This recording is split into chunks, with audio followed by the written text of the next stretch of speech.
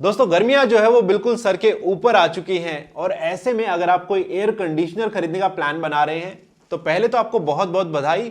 और दूसरी बात, अगर आपको कोई भी कंफ्यूजन है एयर कंडीशनर को लेके तो इस वीडियो के अंदर वो 100% दूर होने वाली है। इस बात की श्योरिटी मैं आपको देता हूं। अपने सालों के एक्सपीरियंस से एक बात मैं आपको क्लियर कर देता हूं कि ये बाइंग गाइड, ये वीडियो जो आप देख रहे हैं, इस वीडियो के बाद कोई भी कंफ्यूजन आपको नहीं रहने वाली है।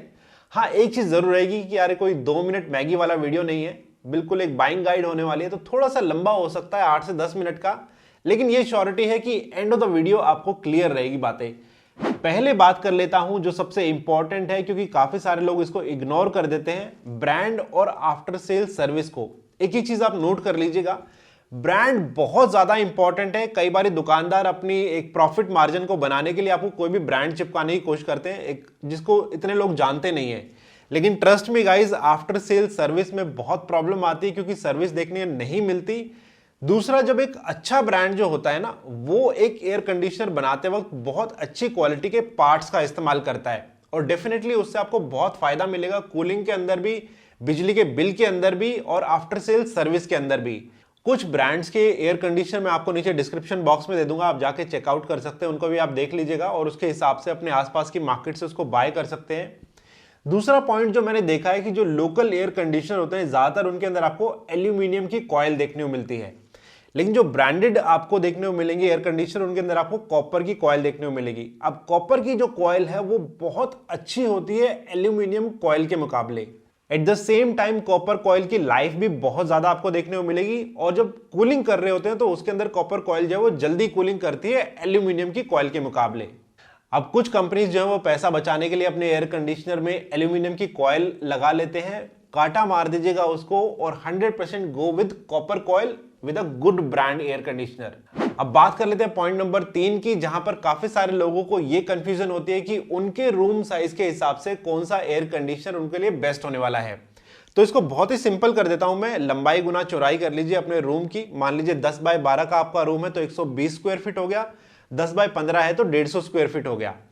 तो अगर आपका रूम 120 स्क्वायर फीट तक है, 100 स्क्वायर फीट तक है, तो आप 1 टन के एसी के लिए जा सकते हैं, मोर देन सफिशिएंट है आपके रूम के लिए, कोई दिक्कत कूलिंग के अंदर आने वाली नहीं है। वहीं पर अगर आपका रूम का साइज 130 स्क्वायर फीट से लेके 180 स्क्वायर फीट तक है तो आपको 1.5 टन के एसी के लिए जाना चाहिए, वो आपके रूम के लिए सफिशिएंट रहेगा। और अगर 185 स्क्वायर फीट से ऊपर है, 250 स्क्वायर फीट तक जाता है, तो 2 टन का एसी आपके लिए मैक्सिमम रहने वाला है। हाँ, एक मैं इसके अंदर पॉइंट जरूर बोलूंगा, अगर आपका रूम जो है वो टॉप फ्लोर पे है, डायरेक्ट सनलाइट वहां पर आ रही है, बहुत ज्यादा गर्म दीवारें हो जाती हैं चारों तरफ से, कोई बचाव नहीं है खास, तो यहां पर मेरी एक सलाह रहेगी कि 120 स्क्वायर फीट होने के बावजूद जो एयर कंडीशनर है वो आप 1.5 टन का ले लीजिएगा, थोड़ा पावरफुल रहेगा और ऐसे में जो दीवारें गर्म हो जाती हैं उनको ठंडे करने में मेहनत काफी लगती है। तो यहां पर थोड़ा सा हाई पावर वाले एसी के लिए आप जाइएगा। और अगर आपका रूम जो है वो टॉप फ्लोर के अलावा किसी और फ्लोर पे है, जो मैंने आपको एक फॉर्मूला अभी बताया है उसको आप इंप्लीमेंट कीजिएगा, सही टन का एसी आप अपने लिए बाय कर पाएंगे। इससे अगले पॉइंट की अगर बात करूं तो वो आ जाता है बिजली के बिल की बचत या एनर्जी कंजप्शन की बात कर लीजिए। ज्यादातर लोग यही सोचते हैं कि स्टार जितने ज्यादा होंगे उतनी ही बिजली की मेरी बचत होने वाली है। बिल्कुल आप ठीक सोच रहे हैं, जितने स्टार ज्यादा होंगे उतने हिसाब से आपका बिजली का बिल कम आने वाला है, क्योंकि एनर्जी सेविंग वहां पर हो जाती है। लेकिन काफी सारे लोग क्या करते हैं कि वो ये भी सोचते हैं कि 1 टन का एसी जो है वो 1.5 टन के मुकाबले कम बिजली खर्च करता है, इसलिए 1 टन का एसी में ले लेता हूं। अब यहां पर बहुत इंपॉर्टेंट है कि आपका रूम साइज अगर बड़ा है और आपने 1 टन का अगर एसी ले लिया है तो उस रूम को कूल करने में वो बहुत ज्यादा टाइम लेने वाला है। तो यहां पर उल्टा पड़ने वाला है सीन, वो टाइम बहुत ज्यादा लेगा तो बहुत देर तक चलेगा भी, और कंप्रेसर जितनी देर काम करेगा उस हिसाब से मीटर जो है वो घूमता रहेगा। तो यहां पर इंपॉर्टेंट है कि अपने रूम साइज के हिसाब से आप एयर कंडीशनर को चूज कीजिएगा जितने टन का आपको लेना है, ताकि वो फटाफट रूम को कूल कर दे। क्योंकि आजकल जितने भी एयर कंडीशनर आते हैं, जब वो रूम टेम्परेचर बना लेते हैं जो भी आपने सेट करा है 25-26, उस हिसाब से वो उसके बाद कंप्रेसर जो है वो बंद हो जाता है और बिजली का बिल कम आता है। तो ये मिथ अपने दिमाग से निकाल दीजिएगा कि रूम साइज अगर मेरा बड़ा है उसके बाद अगर मैं कम टन का एसी लगाता हूं तो बिजली का बिल मेरा कम आने वाला है। नहीं मेरे भाई, रूम साइज के हिसाब से लगाइएगा। जब रूम कूल हो जाता है तो उसके बाद अपने आप कंप्रेसर जो बंद हो जाता है, सिर्फ फैन काम करता है रूम का, ताकि दीवारें ठंडी हो चुकी है, टेम्परेचर वो मेंटेन करेगा और आपका बिजली का बिल जो है वो उसके हिसाब से चलता रहेगा। तो ये मिथ जो है वो काफी सारे लोगों के दिमाग में मेरे ख्याल से मिटना चाहिए। बाकी स्टार के हिसाब से डेफिनेटली आपको फायदा मिलता ही मिलता है। हाँ, एक बात मैं आपको और बता दूं कि जो 4 स्टार रेटिंग का स्प्लिट एसी है इज इक्वल टू 5 स्टार का जो विंडो एसी है। और 15 घंटे से ज्यादा अगर आपका एसी चलता है तब तो आप 5 स्टार एसी वाला एसी लीजिएगा, आपको ज्यादा बिजली की बचत होगी। अगर 15 घंटे से कम आपका 24 घंटे में एसी चलता है तो आप 3 स्टार रेटिंग के लिए भी जा सकते हैं। जो पैसे का डिफरेंस है ना 5 स्टार एसी और 3 स्टार एसी के बीच में, उसका डिफरेंस इतना ज्यादा होता है कि जब आप उसको यूज करेंगे तो बिजली के बिल में इतना डिफरेंस आपका नहीं आने वाला है। और अगर आपको बिजली के बिल की बहुत ही ज्यादा चिंता है तो आप इन्वर्टर एसी के लिए जा सकते हैं। आज की तारीख में इन्वर्टर एसी सबसे बेस्ट है अगर आपको बिजली के बिल की ज्यादा चिंता है तो। लेकिन इन्वर्टर एसी का ऑप्शन आपको सिर्फ स्प्लिट एसी के अंदर देखने को मिलेगा, वो विंडोज एसी के अंदर आपको देखने को नहीं मिलेगा। बाकी विंडोज एसी, स्प्लिट एसी, इन दोनों के बीच में अगर आपको कोई भी कंफ्यूजन है तो एक डिटेल वीडियो मैंने बना रखा है, मैं आई बटन में लिंक देता हूं, आप जाके उसको देख सकते हैं। मोटा मोटा मैं आपको डिफरेंस बताता हूं। स्प्लिट एसी के अंदर आवाज कम होती है विंडो के मुकाबले।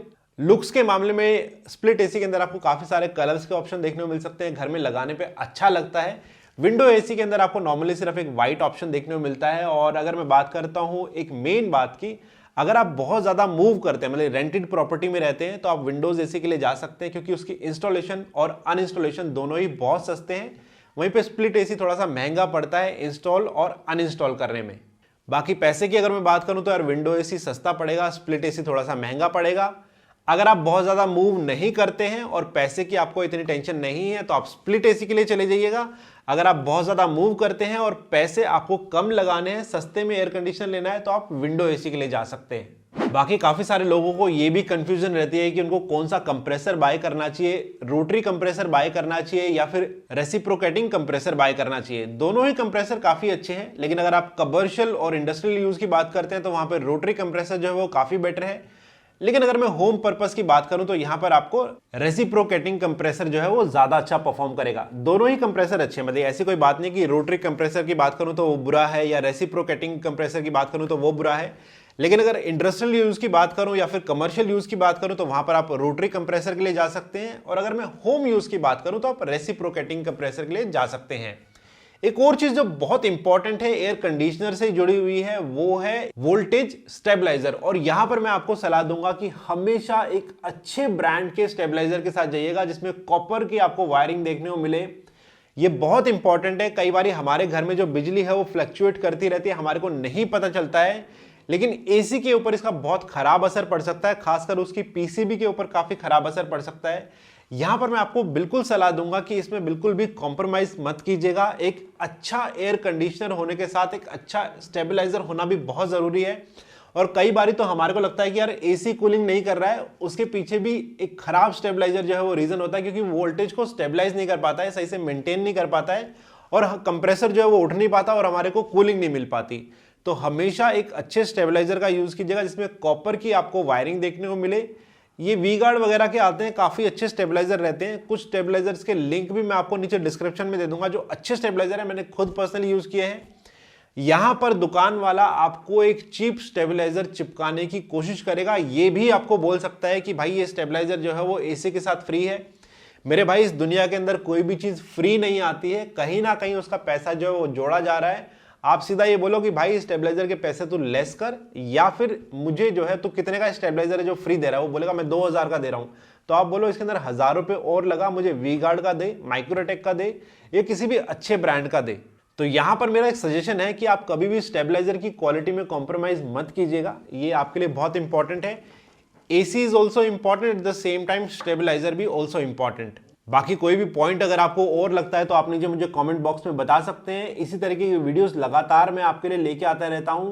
कुछ एयर कंडीशनर्स और स्टेबलाइजर के लिंक मैंने नीचे डिस्क्रिप्शन में दे दिए, आप जाके चेकआउट कर सकते हैं। और इसी तरीके की वीडियोस देखने के लिए चैनल को सब्सक्राइब जरूर करिएगा, ये बिल्कुल फ्री है, इसका कोई पैसा आपको नहीं देना है। वीडियो अगर पसंद आए तो वीडियो को लाइक जरूर कीजिएगा। लगातार आपके लिए ऐसे वीडियोस में लेके आता रहता हूं। मिलता हूं बहुत जल्दी आपसे नेक्स्ट वीडियो के अंदर।